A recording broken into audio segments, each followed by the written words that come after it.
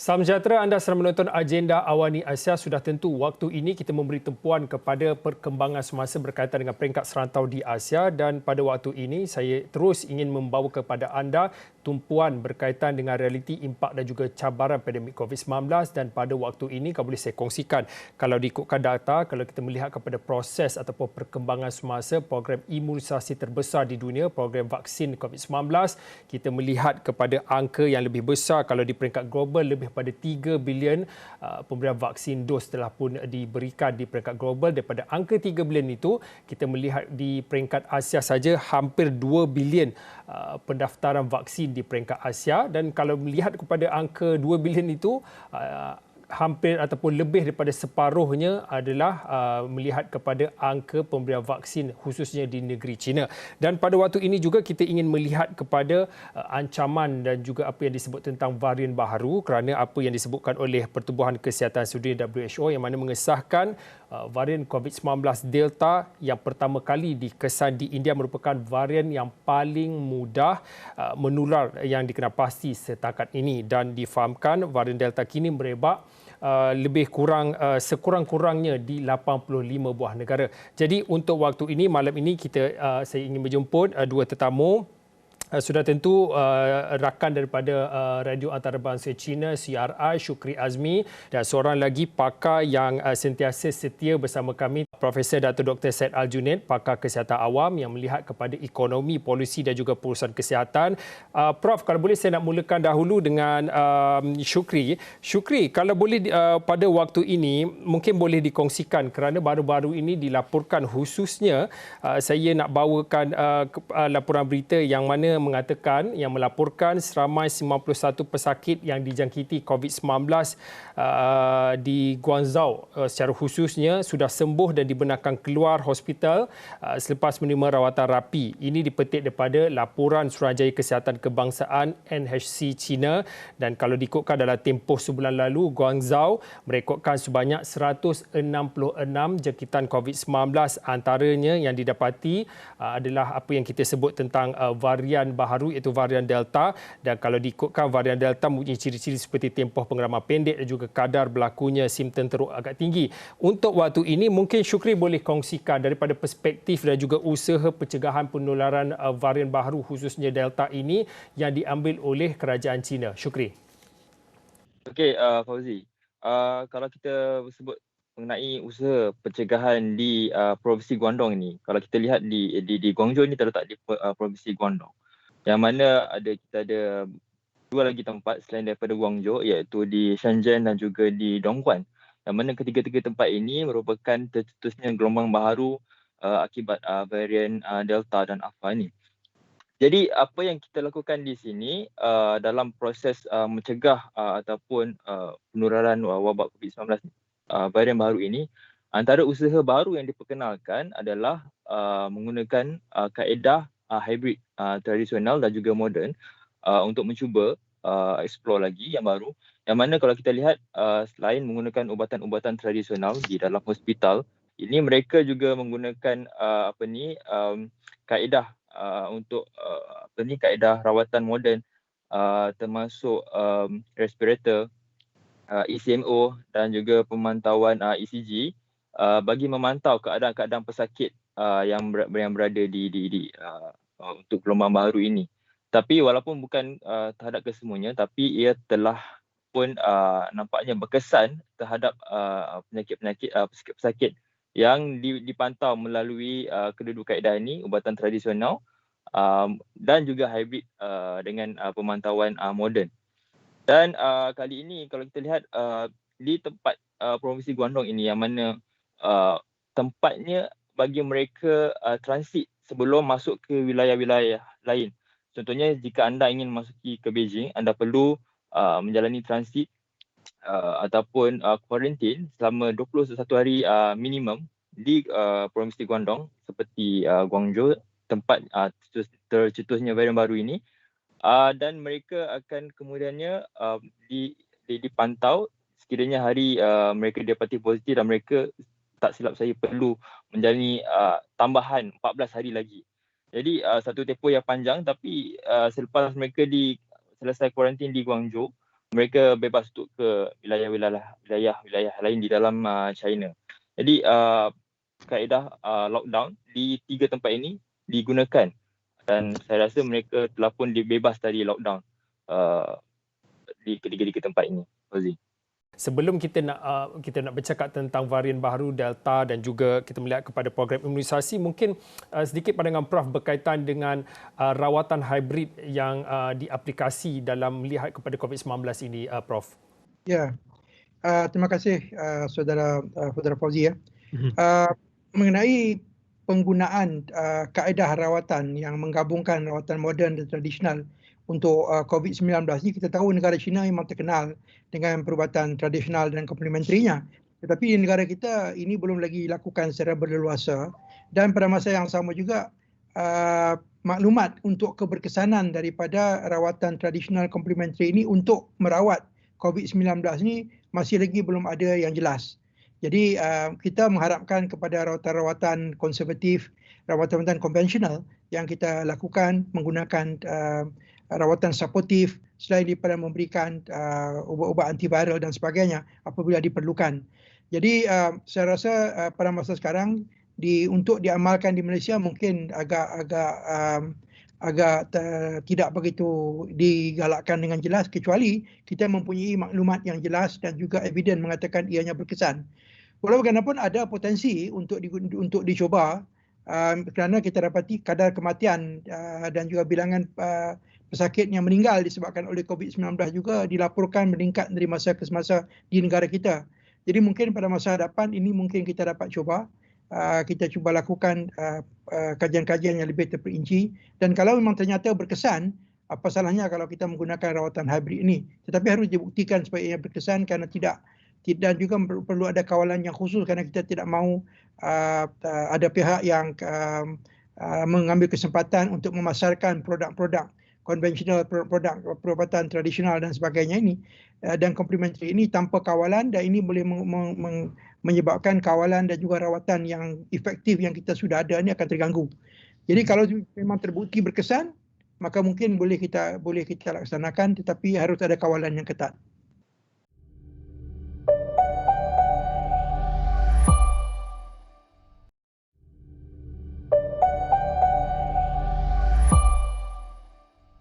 Prof, kalau boleh untuk waktu ini kita nak menjurus kepada perkembangan semasa. Kita bercakap tentang ancaman varian baru yang menyebabkan gelombang baru COVID-19 di merata di peringkat global. Kalau diikutkan varian-varian baru ni daripada dikenal di hujung tahun lalu, Alpha iaitu daripada kodnya B117, kemudian Beta B1351, Gamma PJ dan yang terbaru Delta B16172. Bagaimana boleh kita fahami tentang kehadiran dan mutasi daripada varian baru? Kenapa baru sekarang setelah lebih daripada 2 tahun pandemik COVID-19 melanda di seluruh dunia, kenapa sekarang mutasi ataupun varian baru ini muncul? Mungkin Prof boleh boleh bagi sedikit penjelasan berkaitan dengan kehadiran varian baru dan betapa jahatnya, kalau boleh saya guna perkataan itu, kita melihat kepada betapa pantasnya jangkitan yang boleh dibawa, khususnya kita melihat kepada varian Delta ini. Prof. COVID-19 adalah penyakit yang disebabkan oleh virus dan memang secara asalnya virus ini akan melakukan mutasi di pada masa ke semasa supaya virus itu boleh survive di dalam environment. Ini perkara biasa, ini bukan berlaku saja untuk virus COVID-19 tetapi juga untuk virus-virus yang lain, termasuk juga virus untuk penyakit flu ataupun selesema ya, influenza yang ada, dan juga banyak virus-virus lain lagi. Jadi ini merupakan satu kita katakan gitaran hidup virus ini yang biasa. Tujuannya adalah untuk terus survive di dalam environment.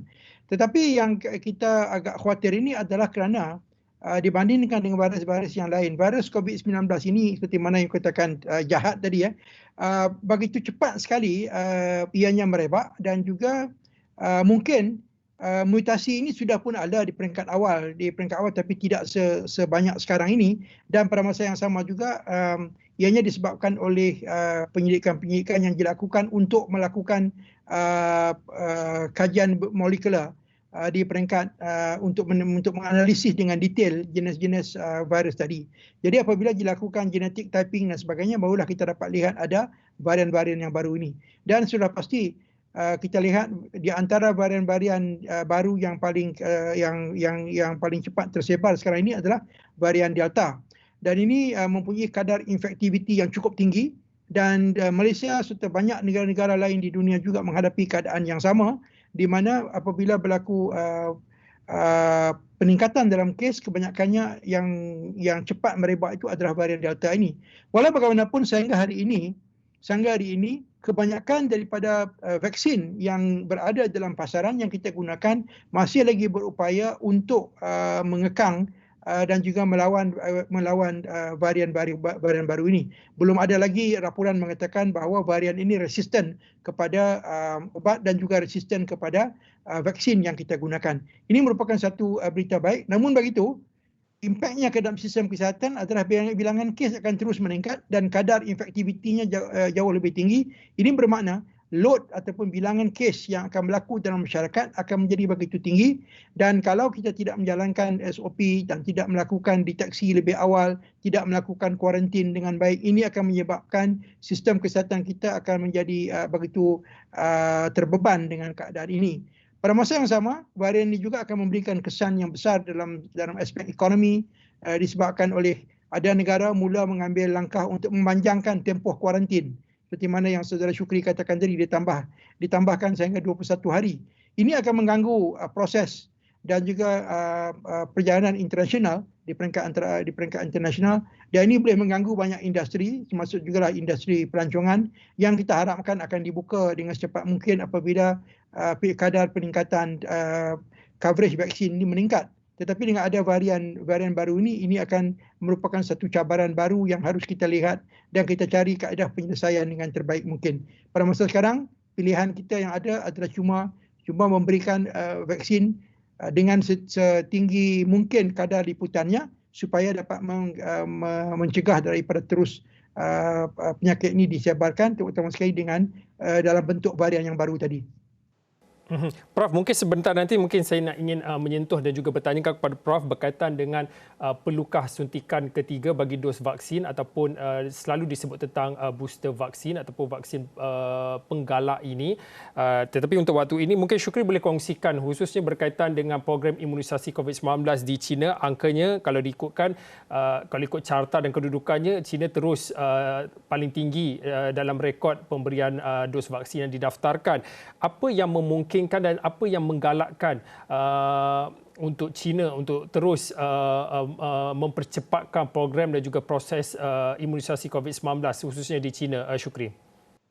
Okay, Fazli, kalau kita nampak angka ni dah lebih 1 bilion dos. Tapi kalaupun kita nampak dia dah lebih 1 bilion dos, kita perlu ingat bahawa jumlah penduduk di China ni adalah sekitar 1.4 bilion penduduk.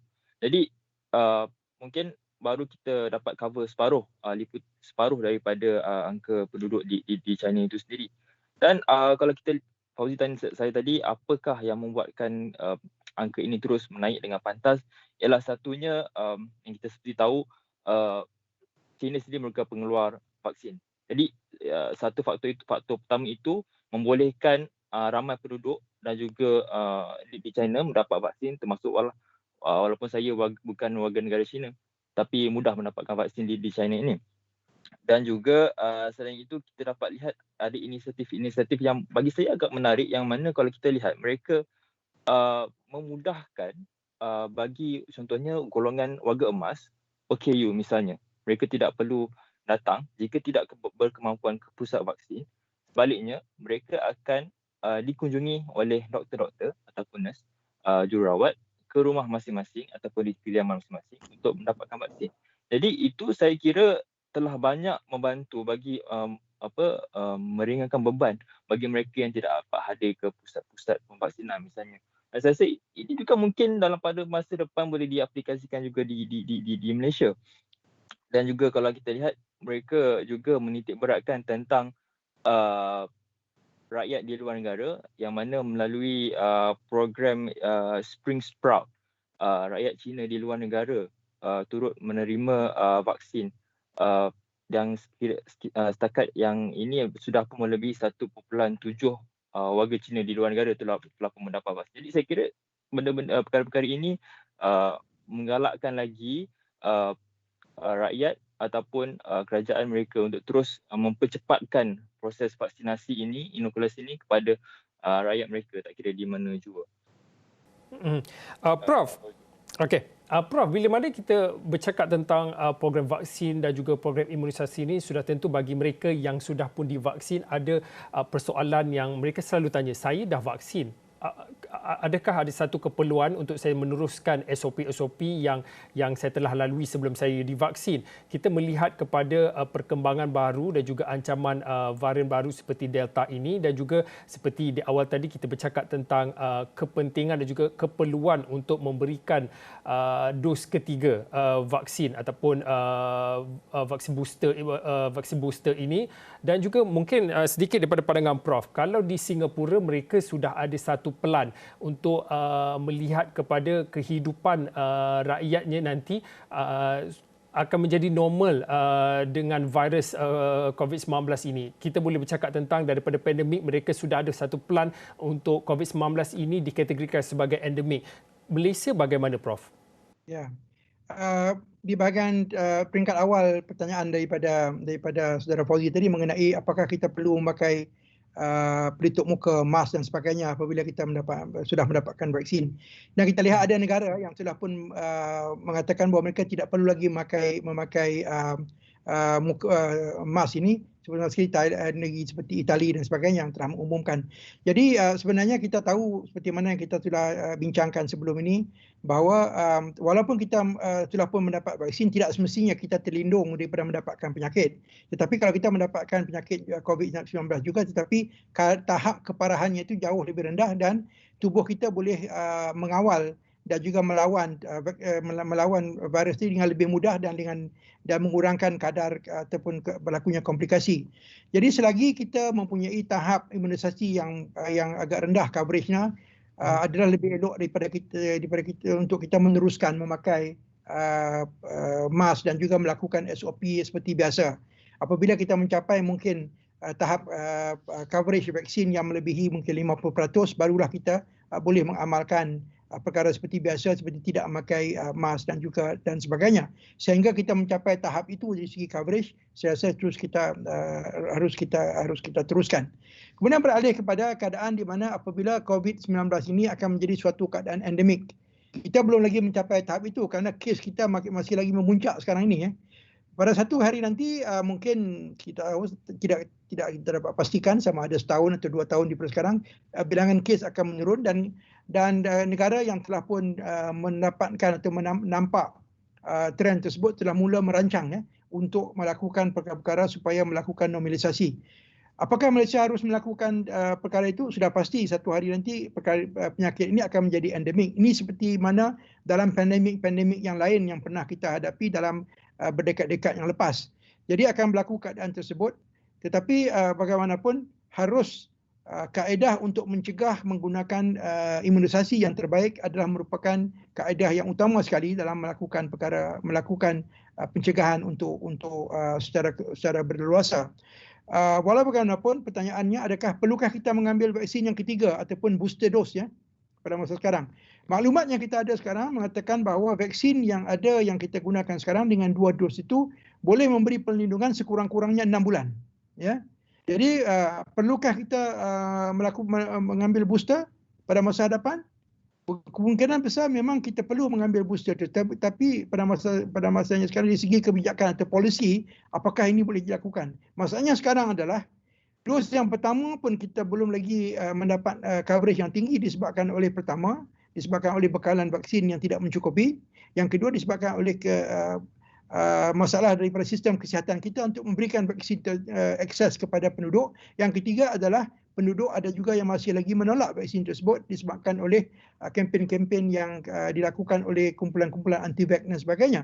Jadi kita mungkin akan perlu mengambil booster, tetapi yang menjadi persoalan sekarang yang terkini sekali adalah kita harus mencuba supaya kita mendapatkan coverage vaksin yang tinggi. Sekarang di Malaysia saya dipahamkan untuk kedua-dua dos ni cuma 6% saja, 6% saja daripada penduduk yang di-cover. Dan ada negeri-negeri yang di peringkat di negeri-negeri yang di luar daripada kawasan sentral seperti di Kedah, Kelantan, Terengganu, peratusannya jauh lebih rendah kerana mungkin negeri ini berada dalam keadaan lebih banyak penduduk-penduduk di luar bandar, susah untuk mendapatkan akses. Jadi ini kita harus ditingkatkan. Saya dipahamkan bahawa keupayaan untuk memberikan vaksin akan ditingkatkan sehingga 300 ke 400 dosis satu hari. Ini merupakan satu langkah yang baik, tetapi sehingga ini belum lagi kita mencapai tahap itu. Masih lagi saya lihat dalam 100 ke 200 ribu dos saja yang boleh diberikan dengan kapasiti yang kita ada. Jadi semua ini harus kita lakukan. Kalau kita nak pergi ke arah merancang untuk melakukan dos yang ketiga sebagai booster ini, banyak perlu kita lakukan. Pertama sekali, paling penting sekali kita cuba mengeluarkan vaksin sendiri. Ini harus kita lakukan kerana kalau kita mengharapkan kepada vaksin daripada luar, sudah pasti dia mengambil masa yang lama dan kita akan sentiasa menghadapi masalah dari segi bekalan. Yang keduanya, kita harus menyediakan dana yang mencukupi dalam sistem kesihatan. Kita dapat lihat sistem kesihatan kita begitu rapuh sekali sekarang ini dengan bilangan ICU yang sudah melebihi daripada kapasiti yang kita ada dan sebagainya. Dan ini perlu kita perbaiki. Jadi kedua-dua di peringkat sistem kesihatan dan juga di peringkat populasi, di peringkat penduduk masyarakat harus kita sama-sama menggembling tenaga memperbaiki kedua-duanya ini untuk menghadapi cabaran COVID-19 ini.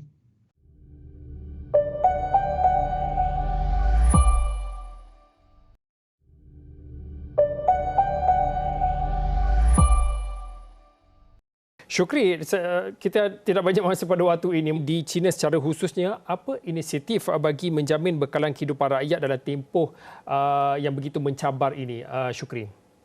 Saya ringkaskan Fauzi, kalau kita sebut mengenai inisiatif bekalan makanan ini sebab dia perkara asas, perkara pokok. Jadi kalau kita lihat dari awal pandemik ini berlaku daripada tahun lepas lagi, kita lihat ada banyak situasi panik yang timbul dalam kalangan masyarakat. Jadi situasi itu telah pun diambil kira dan telah pun diperbaiki dari semasa ke semasa sehingga kini yang saya dapat lihat secara dengan jelas ialah perkhidmatan dalam talian memang sangat-sangat memainkan peranan besar, termasuk saya sendiri yang mana kita nak lihat beli apa sahaja pun di sini, wak imah sayur, buah-buahan dan sebagainya semua kami utilisekan kaedah dalam talian itu.